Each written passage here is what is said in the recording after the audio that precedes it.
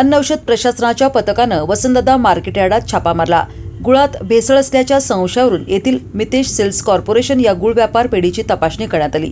त्यात काही दोष आढळले असून गुळाच्या दर्जाबाबत शंका असल्याने 4,30,000 रुपये किमतीचा गुळ आणि गुळ पावडर जप्त करण्यात आली। अन्न औषध प्रशासनाचे सहाय्यक आयुक्त रावसाहेब समुद्रे यांच्या नेतृत्वातील पथकानं वसंतदादा मार्केट यार्डातील गुळ पेढीवर छापा मारला। गुळात भेसळीबाबत सतत तक्रारी आहेत। गुळात साखर आणि काही अनावश्यक रसायने मिसळली जात असल्याबद्दल माहिती समोर येत होती। त्याच पार्श्वभूमीवर अचानकपणे या पेढीची तपासणी करण्यात आली। सुमारे 2 तासांहून अधिक वेळ या ठिकाणी तपासणी केली जात होती।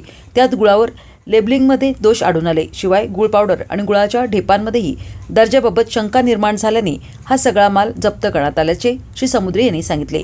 अन्न विभागाचे अन्न सुरक्षा अधिकारी तुषार घुमरे यांच्यासह 4 जणांचा या पथकात समावेश होता। श्री समुद्रे म्हणाले, गुळातील भेसळ आणि दर्जा या पातळीवर आम्ही काटेकोरपणे तपासणी करत आहोत।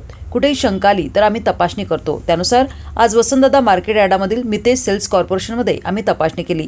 तेथील नमुने तपासणीसाठी घेतले आहेत।